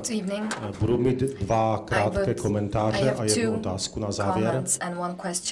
K takzvanému dvoustátnímu řešení, o kterém jste správně řekl, že už není schůdné a reálné, myslím, že by ani nebylo správné zmenšit stát Izrael do hranic roku 67 se všem svým rasistickým předsudečným jednáním vůči Palestincům výměnou za to, že vznikne palestinský stát. So it wouldn't be right in exchange that Palestine is founded, established. A chtěl se umenšit do roku 67. Pořád tam budou problémy jeho chování vůči místním Palestincům. Jen na okraj připomínám, že Izrael uvnitř svých hranic, čili ne na okupovaných palestinských území, kde jsou Palestinci rozděleni do dalších několika kategorií. Nemají ani občanská, ani lidská práva. Tak uvnitř Izraele, Izrael vůči Palestincům vyvíjí a uplatňuje až 60 legislativních úprav, které jsou namířené proti jejich palestinským občanům. Čili kdyby nakrásně prostě měl vzniknout dvoustátní řešení a vzniknou 2 státy, tak stejně naší úlohou by bylo tlačit na Izrael v roce 67, aby zrovnoprávně o postavení palestinského pressure on Israel so that they treat Palestinians as equals. As for the one-state myslím si, že je správné prostě začít od toho, aby se lidem, kteří na tom území žijí a kteří všichni mají právo tam žít a používat stejných rovných demokratických a občanských práv, abychom taky, a je to ještě daleko, jak sám Gideon včera správně řekl, že prostě tohle řešení je opravdu v nedohlednu, i když je naším zájmem jako občanských aktivistů se snažit právě Izrael tlačit do toho, aby naplnil to, k čemu se sám hlásí, jako demokracii, jediné demokracie, aby opravdu se stal demokratickou rovnou a občansky rovnou a lidskoprávně rovnou zemí. Ale poučení z Jižní Afriky právě podle mě je v tom, že nestačí formální rovnost. Ale ta rovnost musí být i sociální. Musíme tlačit prostě na občanské zrovnoprávnění, na demokracii a musíme tlačit taky na sociální spravedlnost. Aby nedošlo prostě k zakonzervování těch sociálně ekonomických vztahů, kdy prostě ten kolonizátor je u zdrojů a ten člověk, který je kolonizován, tak tvoří jenom levnou pracovní sílu pro toho. The people who were occupied will just become cheap labor force. Čili myslím si, že to by mělo jít v ruku v ruce. I think that they should go hand in hand. Poučení z příběhu Jižní Afriky, kdy se právě v tomhle případě udělal velký kompromis. A na závěr otázka, co dělat? Co bychom měli dělat my tady v České republice, co by měli dělat lidé mimo Izrael a Palestinu pro ukončení okupace Palestiny. A ještě doplňující, jakou vidí Gideon roli ve vzrůstajícím hnutí BDS.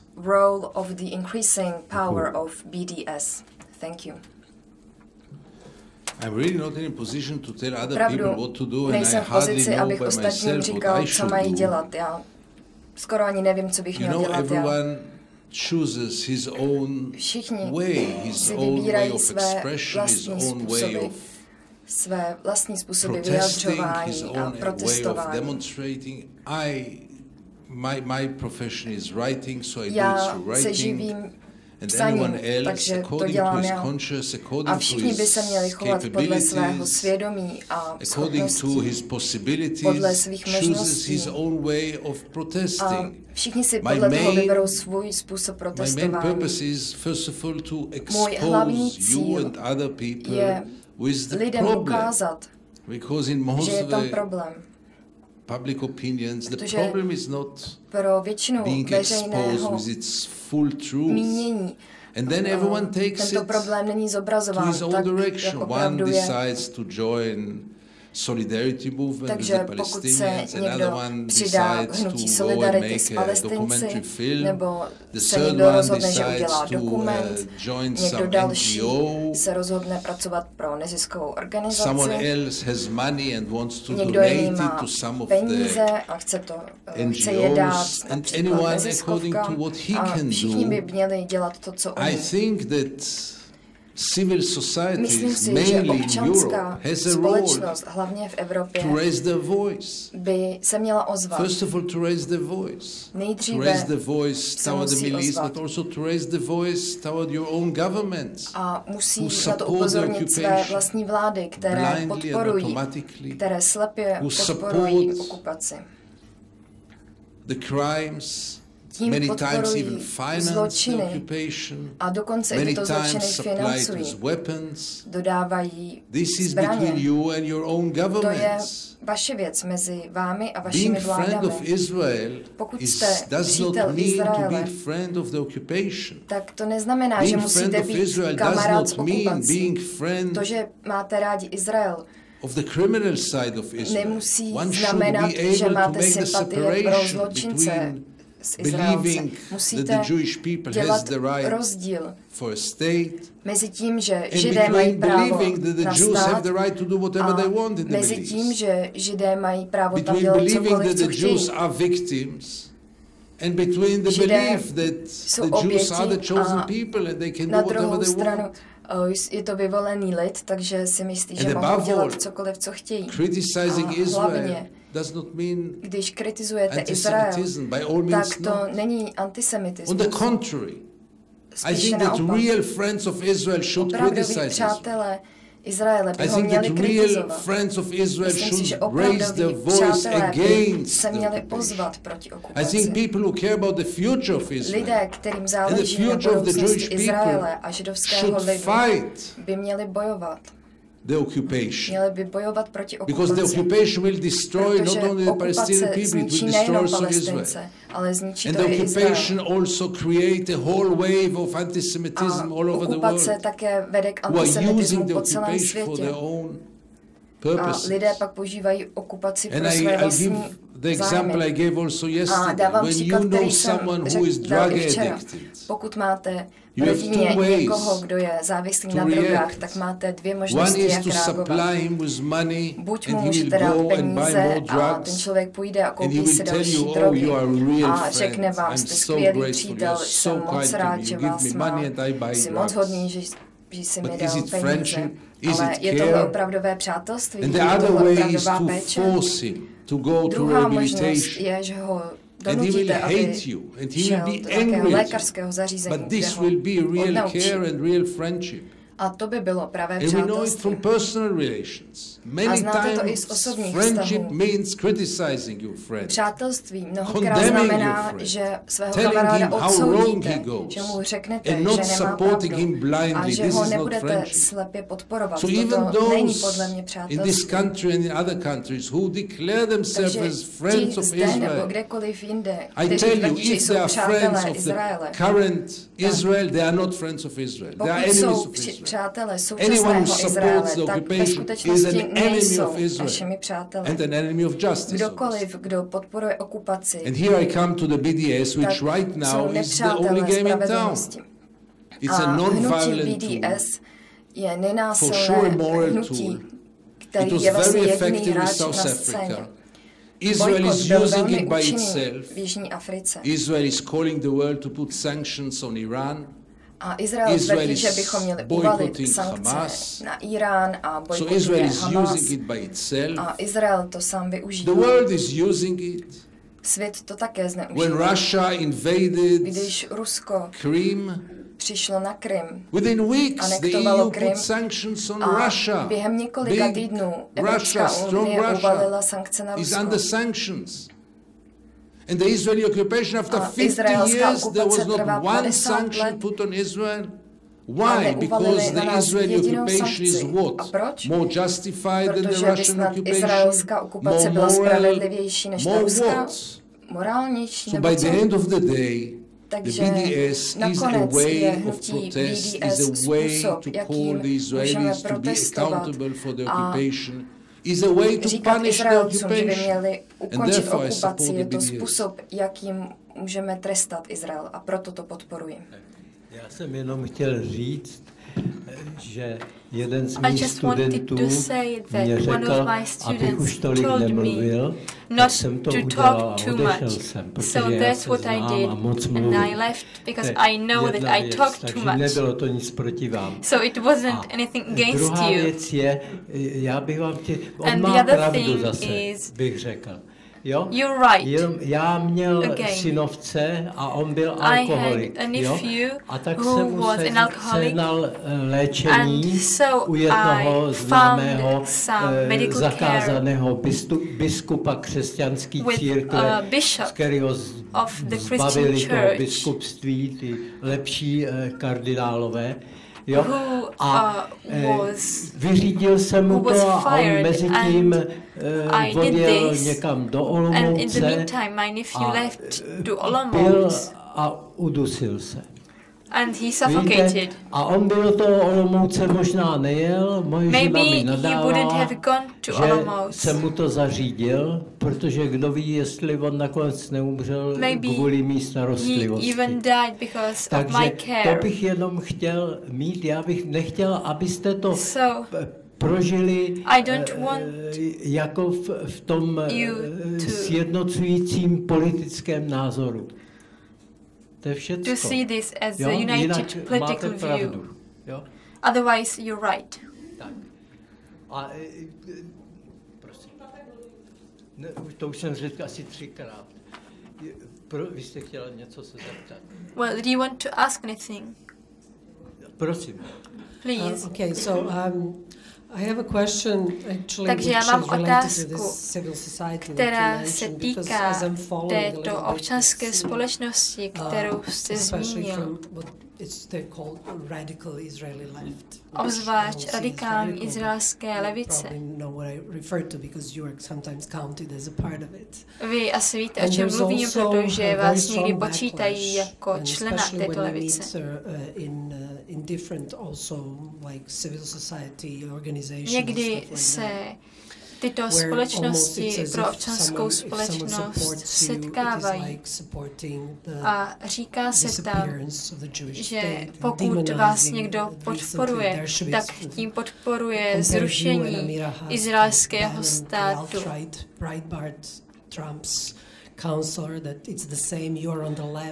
Říkají, že vy jste na levici a oni jsou na pravici. White supremacist as well, and so on. And so what I'm interested in, because I can sense a little bit the similarity, because here also, if you're an activist in civil society and try, for example, to advocate for Roma rights, let's say, i když se tady v České republice snažíte hájit občanskou společnost, snažíte se hájit uprchlíky nebo Romy, tak jak se s tím vyrovnáváte? Netýká se to pouze těchto oblastí, týká se to i světu online. Měla bych se tedy nechat vystavovat takovému tlaku. Chtěla bych se vás tedy zeptat na nějakou radu, jak se s tím vyrovnat. Děkuji. Kdo vám řekl, že se s tím vyrovnávám? Já se s tím nevyrovnávám, ale nevidím žádnou jinou alternativu. Stal jsem se takovým kritikem z restaurací, ale nejsem si jistý, jestli mi to jde. Je to možná moc nudné. In Hebrew, and I have no other choice but to do what I'm doing. Já nemám jinou možnost, než dělat to, co dělám.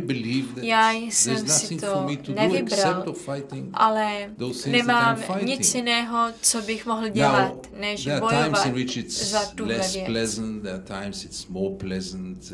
Někdy je to lepší, někdy je to horší. Někdy čelím i fyzickým hrozbám. Moje partnerka a já, někdo na nás jednou plivnul, jednou stříleli na moje auto. Jednu dobu jsem musel mít bodyguarda. Ale také dostávám hodně podporu. A to vám pomáhá. Díky tomu se cítíte lépe. Myslím, že příběhem jsou opravdové oběti a já nejsem taková oběť. Já mám stále ještě plnou svobodu slova. Já si píšu do novin, co chci, moje noviny mě podporují. The government, the army, the secret services never tried to stop me, and this must be said. Nikdy nic neudělal, aby mě zastavil. Žádný tlak, žádné hrozby, nic. Problém je ale, že většina Izraelců si bude myslet, že já jsem zrádce, ale já jsem se s tím naučil žít. Zjistil jsem, že v historii máme tolik příkladů jednotlivců, kteří stáli proti většině. A říkalo se jim zrádci. A byli odsouzeni. Byli odsunuti pryč, většina byla proti nim. Když se podíváte zpět, tak zjistíte, že to oni byli ti, kteří měli pravdu, ti, kteří stáli za spravedlností a za lidskost a že zbytek ostatní neměli pravdu.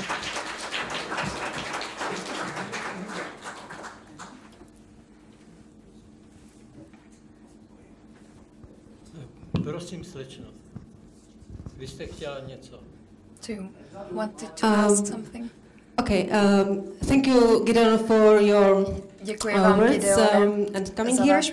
My name is Petra Šťastná. I'm from International Solidarity Movement, which is active in Europe, but also in Palestine. So I'm following to what Gideon has said, that you can go to Palestine and see for yourself, and then follow up in here the activities. If you want, you can join us. We also have some documentary films on the YouTube, so you can have a look. And I would really recommend that you do go to Palestine, maybe film something, have a look, like Josef Koudelka, for example, when he shot some photos of Palestine.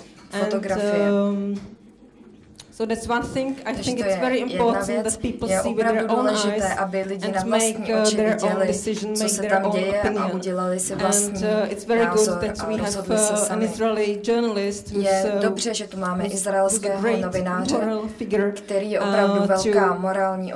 to open our eyes and minds to see the situation as it is.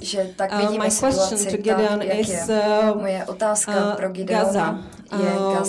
The students, some of the students who are here have just seen part of the film which is called Ambulance, and I want to ask you, how do you see Gaza in the future, in the coming years, and whether we should expect another attack on Gaza? Gaza is today the biggest cage in the world. Israel has pulled out from Gaza, like many times guards in a prison get out of the prison in order to keep it a prison, but for its own convenience. It's better to guard the prison from outside rather than from inside. And this was the whole story of withdrawing from Gaza. Nothing to do with ending the occupation, nothing to do with justice, nothing to do with peace. It was all about the convenience of the occupier. That Israel pulled out, but Gaza remained a cage. The biggest prison in the world. I think that in Gaza we are doing maybe the biggest experiment in human beings. It became a laboratory to see how will human beings survive in a cage.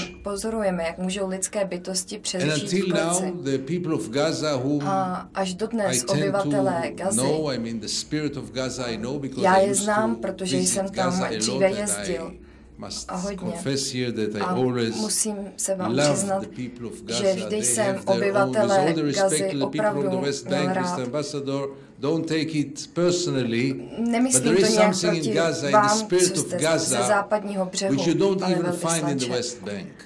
Ale to, co se děje v Gaze na západním břehu, nenajdete.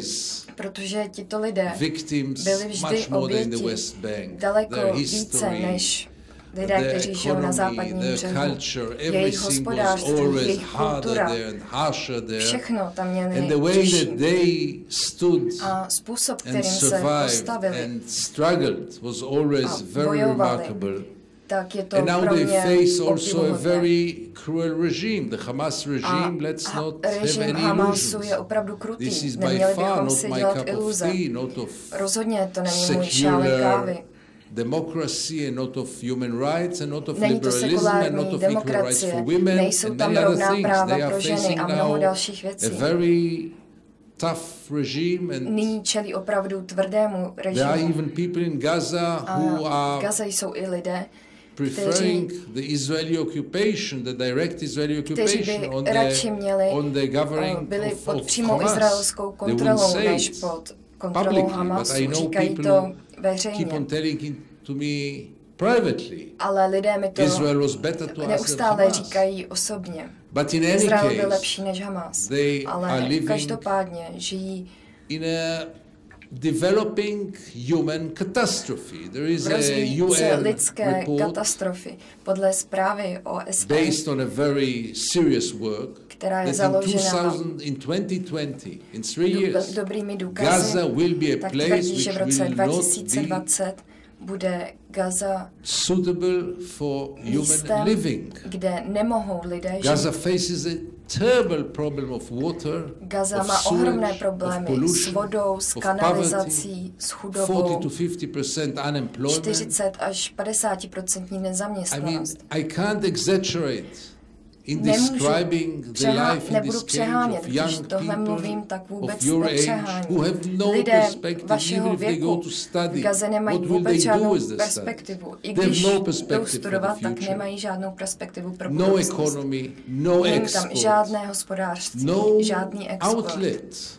And when we speak about Gaza, we must be frank and mention also the Egyptian responsibility to the siege, the Egyptian shameful collaboration with Israel in the siege of Gaza. Israel at least let some patient out, let some individuals out, very limited, but still some individuals can get out. The Egyptians are, when they close the Rafah passage, they close it hermetically and they don't care about anyone. So Egypt is part of the siege. And it will explode. Nobody knows when and nobody knows how, but this experiment in human beings must end in a very terrible way. The Egyptians, as you know, also blocked all the tunnels, which were a way to supply Gaza with all kinds of products. Jsme mohli do Gazy dostávat různé výrobky a nyní už tam nejsou ani ty tunely. Pro mě je otázkou, jak vůbec lidé v Gaze ještě přežívají. Dostávají z Izraele nějaké zásoby, ale je to jenom další způsob, jak dehumanizovat Palestince. Tvrdí, že jim stačí, když mají chleba a vodu, jako pro zvíře. Pochopitelně, to není jenom o jídle. Gaze není hladomor, neumírají tam lidé hlady. Ale to neznamená, že tam není katastrofa. A znovu to říkám, svět se musí zeptat sám sebe, zda je to přijatelné. Je možné, aby 1,5 milionu lidí žilo v kleci? Totally closed for goods, for human beings, for anything, for any kind of openness to the world, no airport, no port, kontakt se světem. Nic se k ním nedováží, vůbec nic. Yes, I think that once in few years Israel might attack ano, jednou za několik let Izrael Gazu napadne, protože Gaza se opět ozve, že existuje. A to jediným způsobem, kterým na sebe může upozornit.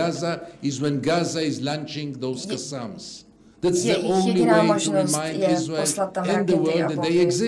To je opravdu jediný způsob, který může upozornit zbytek světa, že existují. Pokud to neudělají, tak to nikoho nezajímá. Opravdu je to tak. Veškeré závazky mezinárodního společenství, že obnoví Gazu po posledním izraelském útoku, který byl nejbrutálnější. Útok, bylo zabito 500 dětí a 300 žen. Všechno bylo zničené a lidi žijí v troskách.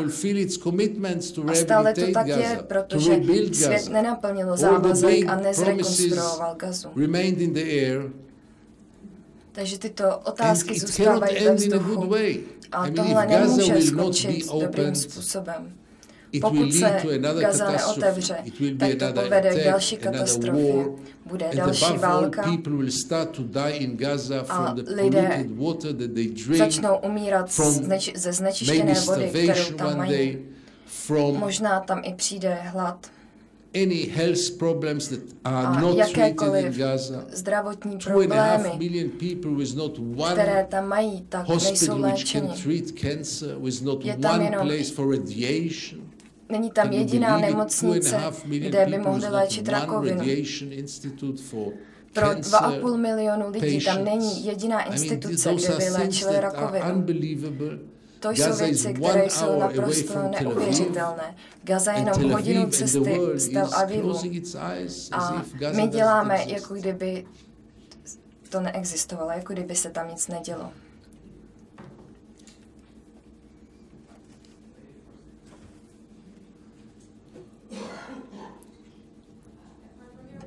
I was wondering what other voices, contemporary voices, whether Israeli or Palestinian, would you recommend for someone who wanted to learn more about the current situation in Palestine? Můžeme poslouchat, když si chceme dozvědět více o současné situaci v Palestině. Tak zaprvé nejlepší je přijet tam a podívat se na vlastní oči. Můžete si tady říct, že to chápete, ale nejlepší opravdu je jet se tam podívat. Můžu doporučit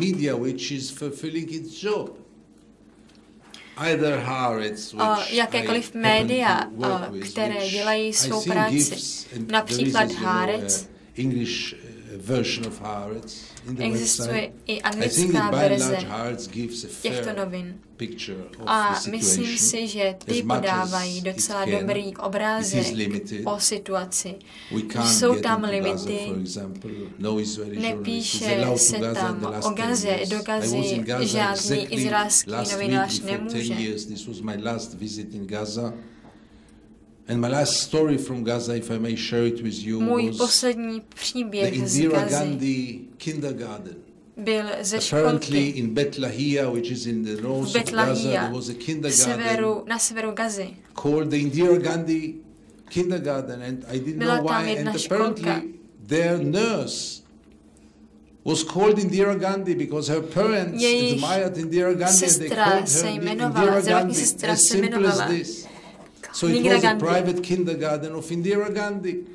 And I met Indira Gandhi. And the day before I came there, the children were brought every morning, the babies were brought every morning to the kindergarten with a small bus. And the Israeli airplane had attacked this bus with a missile. A jedno izraelské letadlo vypustilo na tento autobus střelu. The owner of the kindergarten, but another nurse or teacher was killed in front of her pupils, byla and 3 other children were killed in this attack. The missile just hit next to the bus on the way to the kindergarten. And when I came to the kindergarten of Indira Gandhi, they were drawing those children, and I will never forget this drawing of they had painted themselves lying, bleeding on the ground, namalovali obrázek, jak leží zakrvavení na zemi. A jejich učitelka byla nahoře na obloze. Napsal jsem o téhle školce článek a nemyslel jsem si, že to bude můj poslední článek z Gazy, ale byl. Takže vidíte, že i Haaretz je limitovaný. Pak existují velmi dobré stránky, které pojednávají o okupaci. Navrhuji vám, abyste se zeptali Petry nebo jiného aktivisty tady, jaké jsou zdroje. Myslím, že pokud to chcete vědět, najdete to velmi snadno. Můžu vám doporučit základní knihu o začátku všeho toho. A to je etnická čistka v Palestině z roku 1948, kterou napsal Ilan Pappé. Je to velmi úctyhodná práce tohoto nového historika, pana Pappého. Přijďte na další přednášky a budete už vědět všechno.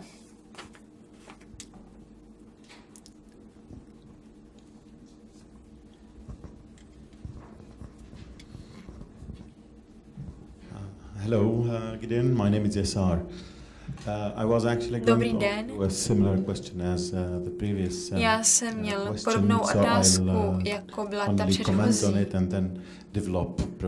Takže bych to rád okomentoval a potom udělal novou otázku. I'll go to the new question. tak položím vám novou otázku. Vy mluvíte o velmi dystopické budoucnosti v Palestině.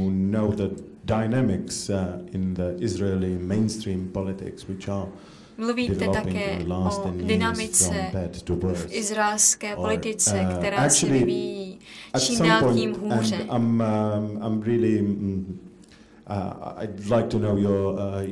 Já bych rád znal váš názor na to, jak izraelská politika předpovídá vývoj politiky v jiných státech na světě. Protože i zde vidíme čím dál tím více radikalizaci, etnické napětí a podobně. Takže to je první otázka. A za druhé, people tend to ask you about Israel and actually what I admire you for and I'm not actually, I don't know if you're aware of it, na můj názor na you Izrael. fill the void actually for the Palestinian diaspora zaplňujete to with your reports on the developments in the occupied country or in the occupied territory and o okupovaných územích in Palestine. And do you think that there is dynamics in the civil society, Palestinian civil society, palestinské občanské společnosti je dynamika, která může nějak vyrovnat tu radikalizaci. Máme zde extrémy jako Hamas a podobně. Ale lidé musí vědět, že existuje více než tohle, více než palestinské úřady i další organizace. Takže mohli byste to nějak okomentovat. Já nejsem expertem na palestinskou společnost. Je pravda, že každý týden, alespoň jednou týdně jezdím na okupovaná území. Koho tam potkávám? Většinou to jsou jenom oběti okupace. Málo kdy potkávám palestinské politiky nebo intelektuály. Je pravda, že někdy je potkám, ale většinou ne. Mým hlavním účelem je psát o okupaci. Takže možná, že můj názor je depresivní, ale co si myslím já, je to, že palestinská společnost teď je v úplné beznaději. Nevěří v nic, v Hamas ani ve Fatah. Nevěří v diplomacii ani ve zbraně, protože už zkusili všechno a nic nefungovalo. Snažili se vyjednávat o míru, to vůbec neuspělo. Snažili se, zkusili sebevražedné bombardování. Ale to nikam nevedlo. A já cítím, že mladá generace úplně ztratila směr. Ti teenageři, kteří vezmou nůž a jdou na checkpoint, nebo dívky, které si vezmou nůžky a stojí na checkpointu s nůžkami v ruce a hned na to je popraví. Tak to je projev velké beznaděje. Projev beznaděje lidí, kteří už nevědí, co mají dělat. Nikdo jim nepřikázal, aby to šli udělat. Žádná organizace, nic. Je tam opravdu úplné vákuum. Mahmoud Abbas is over 80 and he is in the end of his career. Je teď na konci své kariéry. And there is no one else right now. Nobody seems to be. Teď to nevypadá, že by byl někdo jiný, kdo by byl dost populární na to, aby se stal lídrem. Jediný, kdo mě napadá, je nyní ve vězení. Už dlouho a bojím se, že tam ještě mnoho let bude. Takže pocit, který mám, je další ztracená generace, která nemá žádný směr, žádnou naději, žádné vůdcovství a není to vůbec slibné. To je můj dojem. Možná, že z toho vákua vzejde i něco nového. A také máme rozdílení mezi Hamasem a Fatahem, mezi Gazou a západním břehem. Arabské státy teď mají jiné starosti a západní svět už tenhle problém nezajímá. Mají teď problémy s islamofobií, takže to nevypadá slibně.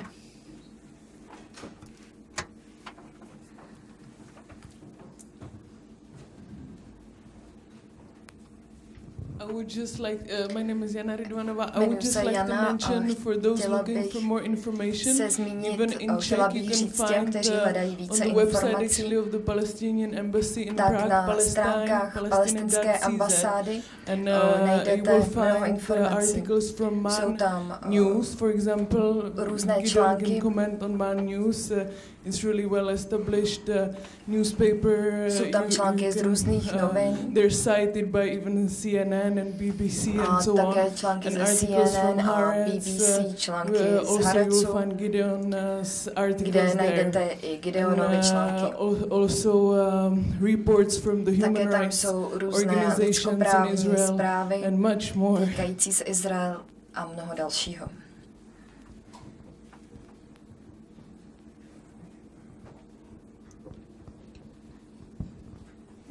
So may I have a question?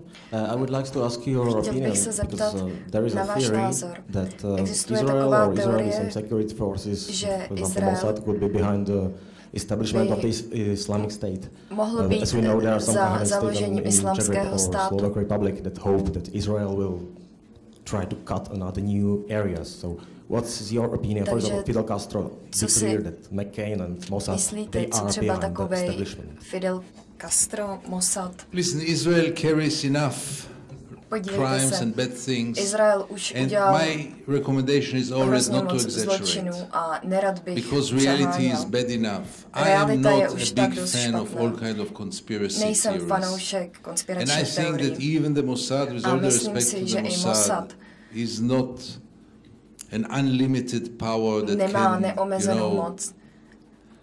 direct the world and play with the world and bring ISIS and then get rid of ISIS. I don't buy it. I don't buy it. And you know, there are those who even think that Mossad is behind 9/11. Many people think even this, and they bring you even proofs. Because there were some Israelis who were in the buildings a few hours before and they left to show that Israel knew about it. Před útoky z budov odešli a tohle podle nich byl důkaz. Já tomu nevěřím. Myslím si, že bychom se měli soustředit na to, co víme a už jenom ty fakta, co známe, jsou dost špatná. Takže si nemyslím, že by Mossad byl tak efektivní a šikovný, že by toto zvládnul. Protože když potkáte někoho z Mossadu, tak to nejsou tak úplně supermani. Like in the films, a like you imagine yourself jak ve filmech. So let's be more modest and stick to things that we know for sure. Se měli zabývat věcmi, která jsou fakta, a myslím, že jich máme dost. Maybe the last question now. Možná poslední otázka. I'd like to ask, some time ago I visited a lecture which was held by a former Czech ambassador to Israel, kterou pořádal bývalý velvyslanec v Izraeli. If it were only on the Israelis and Palestinians že kdyby to bylo jenom na Izraelcích a Palestincích, aby se domluvali, tak by to prý nebyl takový problém. The thing is that the Palestinians are backed by all those problém je, že Palestince podporují ostatní ostatní arabské státy a že podporují Palestince. Jedna věc je, že je v Jordánsku a v ostatních zemích je ohromné množství palestinských uprchlíků, kteří tam mají děti a tak dále. A tito lidé věří, že se jednou vrátí do svého domova. That Israel is actually a temporary že Izrael je ve skutečnosti at the region. Taková dočasná anomálie v regionu. Takže co si myslíte, jakou mají tito palestinští uprchlíci a jejich děti budoucnost? A co si myslíte o politice arabských států, kteří chtějí, aby Izrael přestal existovat jako takový? Tak když se podíváte na rétoriku, tak kromě Iránu žádný jiný arabský stát nemluví o vyhlazení Izraele. To nikdy neuslyšíte. Irán je jediný stát, který o tom mluví. Některé země mají velmi kruté režimy a pak mají velmi dobré vztahy s Izraelem. A tyto vazby jsou pak ještě silnější. Mám na mysli Egypt a Jordánsko, které mají oficiální vztahy s Izraelem. A tyto země mají úplně jiné problémy nyní než Palestince. Mají své vlastní starosti. Zmiňoval jste Libii, Syrii nebo Irák, kteří se musí postarat o svoji budoucnost, ne o budoucnost Ramala nebo Palestinců obecně. Takže já to nepřijímám. Myslím, že je to naopak, že Palestinci jsou nyní sami, protože arabské státy již je nadále nepodporují. Podívejte se na Egypt, jak se chovají k Palestincům v Gaze, jak jsem již zmiňoval. V současnosti Egypt a Izrael jsou větší spojenci než Egypt a Palestinci. Myslím si, že zejména armádní spolupráce mezi Izraelem a Egyptem je stále silnější. A Egypťané už tolik nepomáhají Palestincům. Také režim v Jordánsku velmi úzce spolupracuje s Izraelem. Myslím si, že jordánský král by si neudržel svoji pozici bez pomoci Izraelců. Nakonec je to o Palestincích, je to na Palestincích a na Izraelcích, aby tento problém vyřešili. A není v tom symetrie. Palestinci a Izraelci nejsou rovnocenné strany. Je tu okupace, není to konflikt. Nikdo nemluvil o alžírsko-francouzském konfliktu. Byla tam francouzská okupace, která musela jednou skončit a tím ten konflikt skončil. Takže neexistuje žádný izraelsko-palestinský konflikt, ale je tu izraelská okupace, kterou musíme ukončit. Shortcuts. A nemůžeme hledat zkratkovitá řešení. Takže dokud nedosáhneme nějaké spravedlnosti, tak se nikam nedostanete. Neříkám spravedlnost jako taková, ale nějaká spravedlnost. Ale pokud nevyřešíme problém uprchlíků, tak nebude žádná spravedlnost ani žádné řešení. Now, the problem of the refugees is one of the problems that, or the right of return is one of the ways to threaten the Israelis. Look, we will never reach peace because they all want to come to Palestine. 5 million Palestinians se jim tvrdí, že přijde 5 milionů Palestinců a že se tím Izrael skončí. A já tomu nevěřím. Myslím si, že bychom měli vyřešit problém s uprchlíky a dá se vyřešit. A všechno tato rétorika slouží jenom k tomu, abychom nedosáhli žádného řešení. Za prvé, část uprchlíků se nechce vrátit. Byl jsem v uprchlických táborech v Jordánsku a většina z nich chce zůstat tam, kde jsou a jen by chtěli dostat odškodnění, protože si ho zaslouží. Hlavní problém je v Sýrii a v Libanonu. V Sýrii jsou také uprchlické tábory, palestinské uprchlické tábory. A toto můžeme vyřešit. Částečně by to šlo, do Izraele přišlo 1 milion Rusů. A půlka z těch Rusů ani nebyli Židé. Jak jsme mohli přivítat 1 milion Rusů a zároveň nemůžeme přijmout 1 milion Palestinců, jejichž rodiče se tam narodili. Nemyslím tím, že každý Palestinec by se vrátil přesně do té samé vesnice, kde žil, to bychom pak měli zase židovské uprchlíky. Ale všechno je to o dobré vůli. Pokud budeme mít dobrou vůli, tak najdeme řešení. Pokud není dobrá vůle, tak není řešení. A já jsem opravdu přesvědčený, že pokud budeme chtít, tak vyřešíme i problém s uprchlíky. Část z nich se navrátí do Palestiny a myslím si, že to není žádný konec světa. Ale dokud budete každý problém demonizovat a každý problém prezentujete jako hrozbu, tak se nic nestane, nikam se neposuneme.